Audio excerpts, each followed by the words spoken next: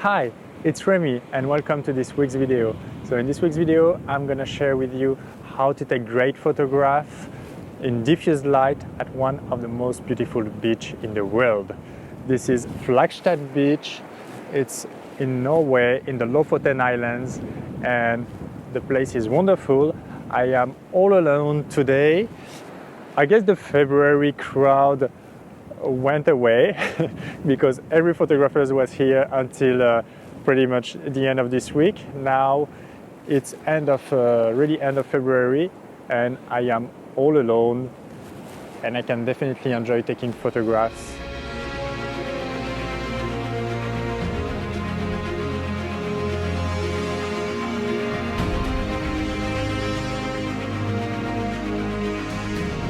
What's cool with diffuse light is that you really need to force yourself to make your subject and your elements very attractive in the scene, because of course then after you can in post-processing make it like more dramatic, more interesting to look at, but it still won't stand out as much as other pictures that have like amazing light, amazing sunrise, amazing sunset where everything is unlighted perfectly. So you really need to work out on those few elements that can really help you stand out from the crowd and keep some viewers looking at your pictures more than a few seconds.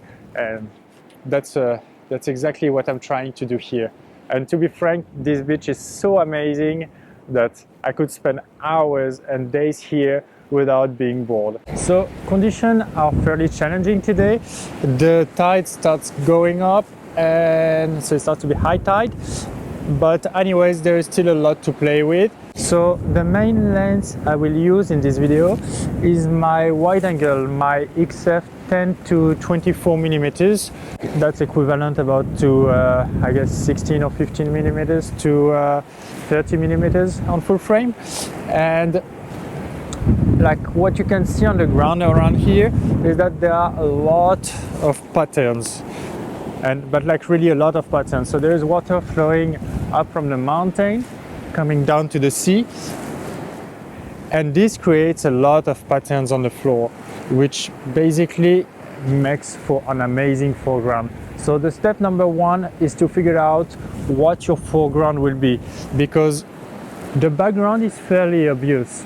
You have the mountain on the background, you've got the sea as kind of a middle ground, I would say, and the foreground will be really what will make your pictures different from what others are doing, or even just to make great pictures for yourself. Of course, it doesn't have to always be for someone else. So the first thing, is to use those patterns. So let's see what we can do with this.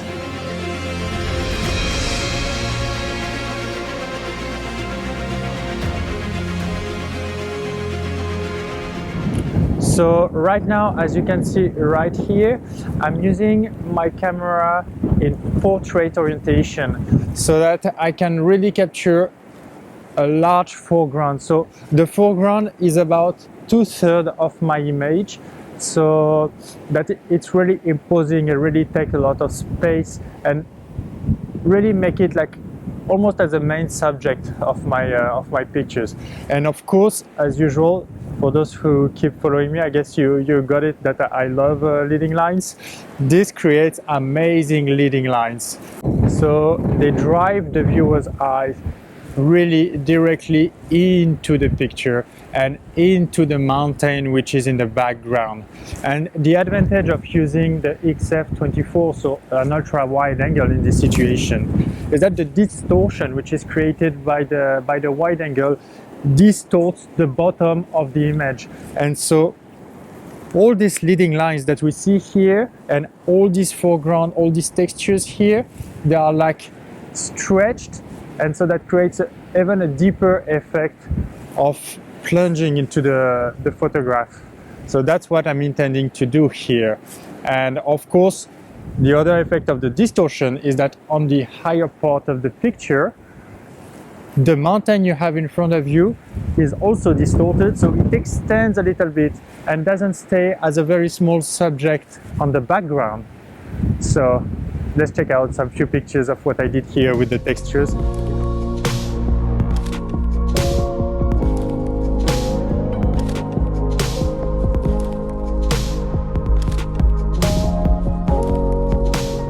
now shooting in landscape orientation, and the idea of looking in landscape orientation is to really get the essence of the scene, to get a very wide shot so that you can better understand how the place is, and you can really like reflect on how big is the place, how impressive it can be, but also make the viewer feel like he's part of the scene, like he understands what's going on.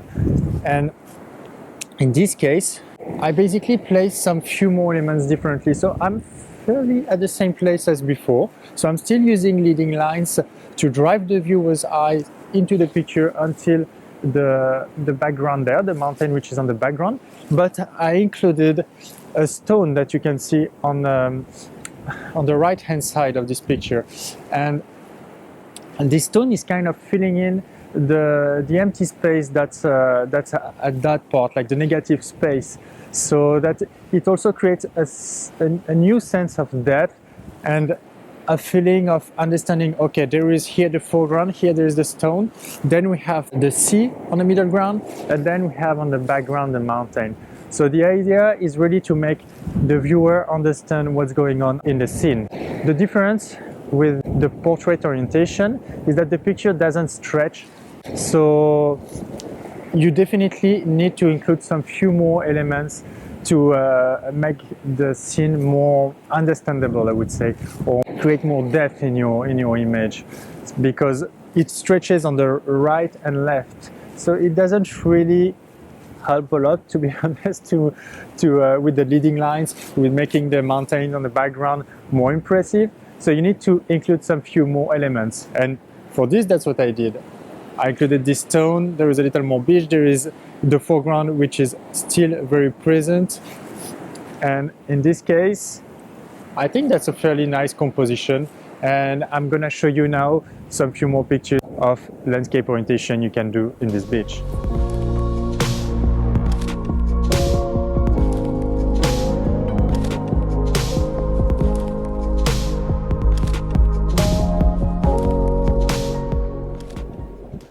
So I think I took enough photographs for this morning in this location, although I could stay here the whole day. But I guess it's time for me to get back to my motorhome, and we're gonna talk about the compositions and the light over there. So see you in a bit.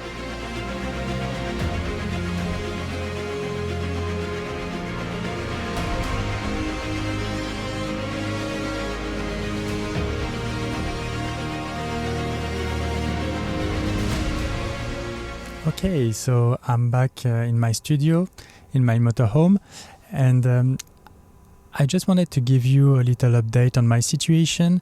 So I arrived about now a week ago in the Lofoten Islands. The way was amazing, I saw beautiful things and I arrived safely, which is great. I haven't had a lot of luck with the weather, unfortunately, for now, but I had some bits of light here and there that made for amazing photographs, and of course the place is just fantastic even with bad weather, so there is no problem over there. I'm gonna stay here for about 2 weeks, 1 or 2 weeks, it depends, because there are a few things I would like to photograph and hopefully I can see them in those 2 weeks. I want to see the auroras. I haven't had the luck to see them yet because the weather is overcast. I'm gonna do some more videos for my YouTube channel, show you a little bit more around here, tell you a bit more about the Lofoten Islands, and of course some tips and tricks about photography. So just to remember as well, I'm publishing a video every Wednesday at 6 p.m. Paris time. So if you love my content and if you want to learn more about photography, then feel free to click on the subscribe button below. But in the meantime, let's focus on our main topic here, the diffused light.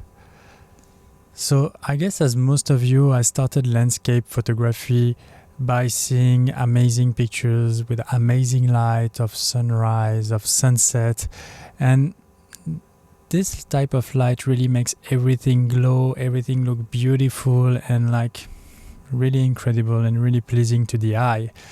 But also, as far as I remember, I always liked those dramatic pictures where the light is put in a way that it creates like really a moody atmosphere in the photograph. And this is something I always liked, something I always enjoyed, and something I always want to do when I have the opportunity to. So actually diffuse light is really the opportunity to practice this, because you won't really be able to catch amazing light. Everything will be rather flat, like you will have more gray, blue type of light, and then you can really start thinking about the dramatic situation. So of course this requires several things that you need to consider, but if you master them and they are not really too complicated, then you will be able to create like amazing dramatic shots, amazing atmospheres. There are, in my opinion, 3 things that makes for amazing dramatic scenes in diffuse light situation. So the first one will be to really focus on a foreground. If you can really focus on having an impressive foreground, like something unusual, something that will drive your viewer's eyes into the photograph, then that would be the first step into getting a great dramatic picture in diffused light. But that's not only it, and that actually brings me to the second tip here. It's to use a wide angle. I mentioned this earlier in another video that you can see here, where I mentioned tips about getting started with landscape photography.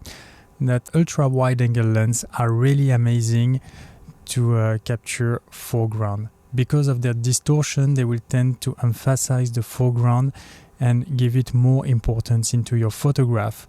And that's exactly what we want to do when we are shooting in this type of situation. The third one is actually one of the most important things too, is the fact of learning how to post-process dramatic pictures, because that will be a big part of the job. And if you manage to have your foreground well, of course a subject as well, a good subject if you can, and post-process your photograph in a way that you make it really dramatic, that will be like a wonderful picture, and you will be able to make something that's of course moody, of course dramatic, no amazing light here, but that create an atmosphere. And creating this atmosphere will really help you dive into the photograph, like being attracted to it and want to stick to it. So I think the best way here is to look at some of the few photographs I took earlier and like put into perspective those 3 tips so that you can better understand where we are going here. So that's the first photograph I selected. So that's one of my favorite of those I took earlier in Skagsanden Beach. So as you can see here, the foreground is taking about 2/3 of the images. So I really put the accent on the foreground. I really emphasized it here. And on top of that, of course, I got the luck to have an amazing foreground here. So I've got like those leading lines, and on top of that, I got those kind of geometric shapes here, like almost looking like flames. And this was created because the water is flowing around, and as it flows, those shapes and patterns here are really moving around. So if we would have been looking at them like maybe 10 or 15 minutes later, the shapes would have been different because they are moving all the time. And here I was really lucky to get that one. Really happy about this. So, and of course, that's where it comes that the foreground is really important into your dramatic photograph. Then the second thing was the wide angle. Of course, here it's kind of obvious that I shot with a wide angle lens. And the third tip that I was giving you is the dramatic atmosphere, the dramatic post-processing. And here there is no exception. If you look, I really post-processed it in a dramatic way. So I kind of harmonized all the pictures so that there is kind of this bluish atmosphere here, bluish color grading. And on top of that, I added some gradients here in the sky so that the eyes are really focusing on the background, on the subject, and also on the foreground. And of course, I'm adding some gradients as well at the bottom so that we really focus on what's important and we don't get distracted. We still have like some nice shapes, but they are less visible and less attractive anyways. This is not really what we want to show here. So the second photograph is the photograph taken in landscape orientation, and this is the same beach, so the Skaksanden beach in the Lofoten, but this one I used also the foreground as something really important. So it's about 2/3 of the image as well, I guess, maybe a bit less, but about 2/3. And I kept some leading lines here and some interesting foreground, like those stones here from the right hand side and going towards the mountain, which is right in front. And there is a continuity about these stones going here on the right, then going to the left, and from about the center of the image coming back towards the mountain, with of course this stone here playing as a continuity of the other stones. I used as well the wide angle lens, and that's what I use in all my photographs here. And I once again darkened the sky, darkened the bottom, and kind of kept a bluish color grading, which is kind of all in the same color scheme, we could say. And then the third picture. So this time I decided to switch a little bit my look from the main mountain, which is on this beach, and to look somewhere else. And I again got this type of patterns that we have on the foreground here. So I again use my my wide angle lens, but I still focused on the foreground as one of the most important elements of my image. On top of that, we have amazing mountains here that are like playing a really nice subject. But still, we can see that the light was nothing like colorful, nothing too exciting, to be honest. But as a photograph, what's not exciting for some can be really exciting for you when you're looking at pictures like that. And so, of course, then I post-process it like the other ones with some bluish grading, which is something I like. Of course, you might like something which is maybe more yellowish, maybe more desaturated. I don't know. This is really up to you and up to your own style. But that can give you some idea of the direction you can take when you post-process your photographs. So still darkening the sky, darkening the bottom of the foreground, and keeping the center of the image like a little brighter to really emphasize that part of the image. That's what I wanted to create with all these images. So in this case, we can see that the true principle of focusing on the foreground, using a wide angle lens and using the dramatic way of post-processing our images really helps into creating those type of photographs. Okay, so that's it for this week's video. I really hope that you enjoy watching it and that you love the content here, that you learn something, of course. And don't forget, always go out, even if the weather is not great, even if you don't have the perfect light. If you have like a good subject, a good foreground, and a lot of motivation, then you will be able to create amazing pictures. So with that, I wish you good luck and see you next Wednesday.